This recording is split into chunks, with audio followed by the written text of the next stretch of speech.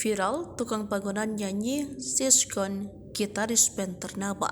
Sosok tukang bangunan bernama Bambang Hermawan disorot karena memiliki suara yang merdu.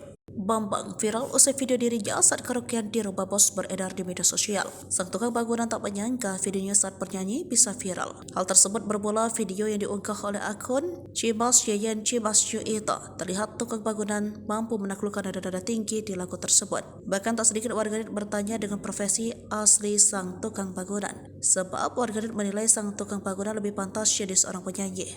Lantas apa benar jika Bambang dulunya adalah seorang penyanyi? Bambang Hermawan merupakan warga Kelurahan Padang Kapuk, Kecamatan Bengkulu Selatan. Dia viral nyanyi lagu Siskon dengan suara melengking. Bambang Hermawan yang kesehariannya bekerja sebagai tukang bangunan ternyata sudah memiliki istri dan 3 orang anak. Bambang Hermawan ternyata memang sudah berkecimpung di dunia musik sejak duduk di bangku sekolah menengah atas. Bahkan dirinya merupakan seorang gitaris salah satu personal band bernama Meta dan Teta di Bengkulu Selatan. Ia mengaku pernah gabung dengan band yang populer pada masanya di Bengkulu bernama Meta dan Teta. Menurutnya alasan dirinya sekarang tidak mendekati musik karena dengan sepi job dan belum tentu mendapatkan uang.